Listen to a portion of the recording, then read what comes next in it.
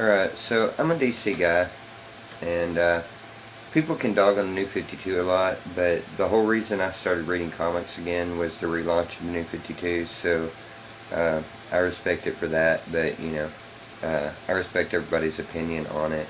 I see how, it's not your character you had read for a long time. I initially went in and I set up my pull list, and I had 6 titles, which is funny looking back now. But I had Batwoman, Green Lantern, Green Lantern New Guardians, Batman, Action Comics, and Batgirl were my titles that I set up. Once the New 52 came out, I picked up all the titles.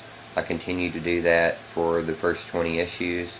At 20, I dropped Action Comics because Grant Morrison left. I dropped Aquaman because Jeff Johns left. I dropped Stormwatch because I was frustrated with the series.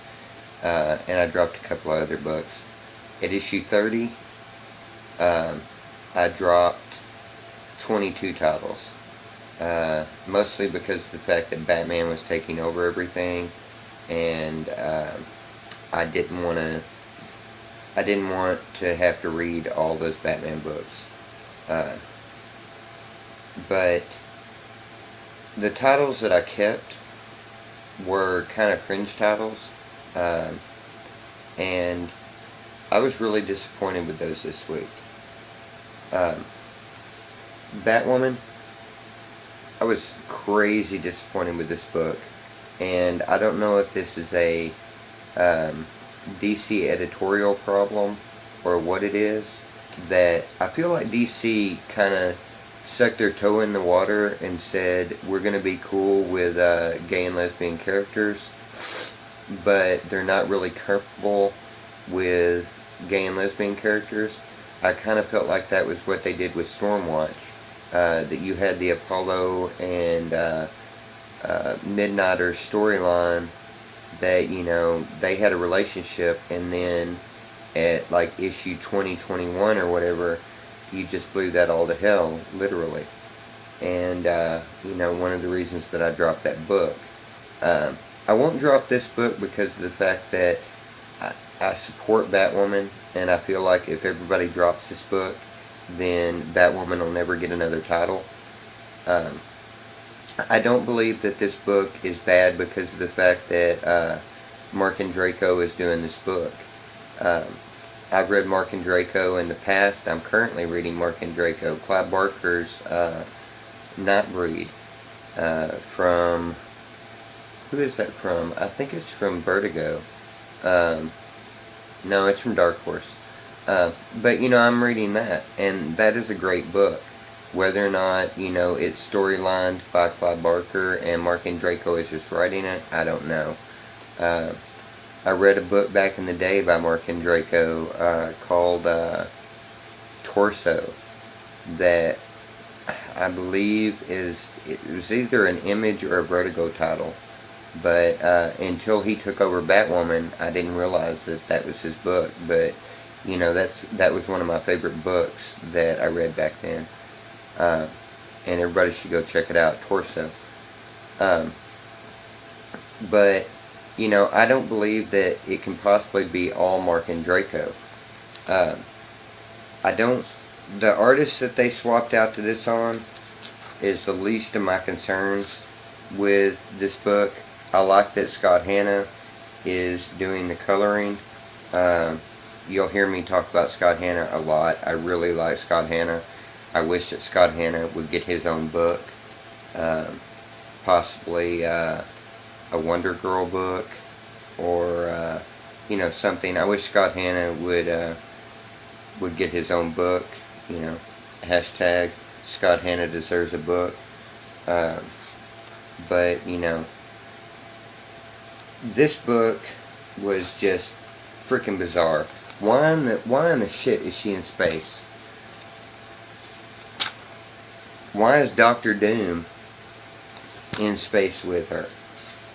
Um, there are so many problems with this book that, I mean, I'll just narrow it down to that I really like Scott Hanna's coloring in this, and I don't believe that it can all be Mark and Draco's fault. I think it has to do with DC editorial. That's maybe the reason that J.H. Williams left and went to do more creator-owned stuff. A lot of people have talked about how cool this cover is, but it's a Raphael Albuquerque cover, so, you know, you expect no less from him. I don't want to give Batwoman all my love, because equally bad was New Guardians. This book just, if there is one thing, it is consistently bad. This book, I don't want to dog on Justin Jordan. I'm sure that he has written good stuff in the past I'm just not familiar with. I mean, I'm sure that if I looked him up, that there would probably be things that he's written that I like. I don't like this story. I can't really nail down why it is I don't like this story. I don't know if it's because of the fact that I don't like Cal Raymer. I don't know if it's because of the fact that I don't like the New Guardians. I mean, they're not my Guardians.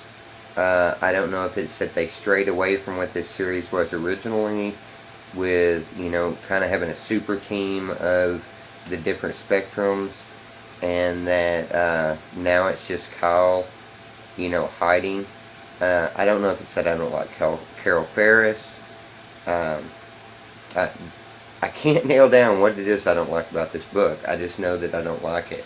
And God's Head has been really good, and I was really disappointed by this issue. The positive to this issue is that the new artist on this book is Andrew Hennessy and Riggs that did this, and there's some really good art in this. Really good art. This story was abysmal, but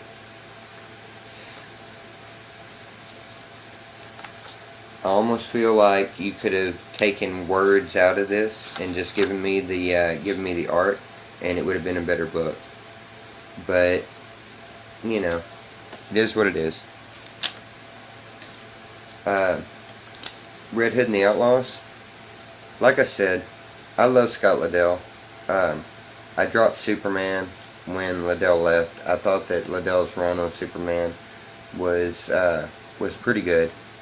I'm sure that I'm in the minority on that, but I really liked it. I liked the way that he tried to modernize Superman.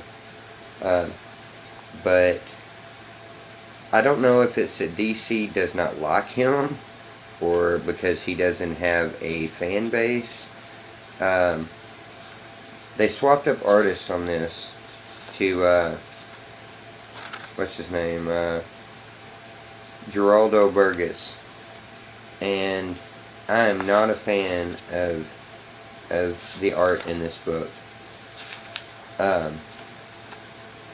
It is just not,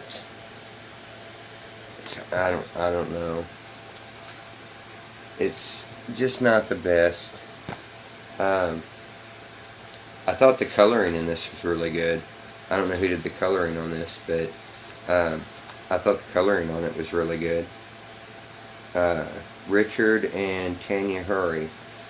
The coloring in this is really good, but I mean, I like this story, and I really didn't like that it was, I don't know, put him on a book with somebody that's a good artist. I mean, put him on a book with Trevor McCarthy. Put him on a book with Cliff Chiang, somebody who is a good artist, and let's see what he can do. Stop giving Scott Liddell all of these mediocre artists. I'm sorry, Burgess, man, that I gotta be like that, man, but Red Hood was pretty good.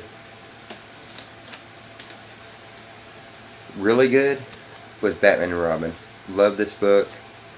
I liked that you brought in all of the Batman supporting cast. I mean, Batcow and everybody to help out. I like Cyborg in this book, and the way that, I mean, everything about this book is freaking awesome. The Apocalypse stuff is freaking sweet. My favorite panel in this book is probably this, where you've got all of the people dressed up in their Robin costumes, including Batgirl. But I mean, Tomasi and Gleason on this book continue to just knock it out of the park every issue.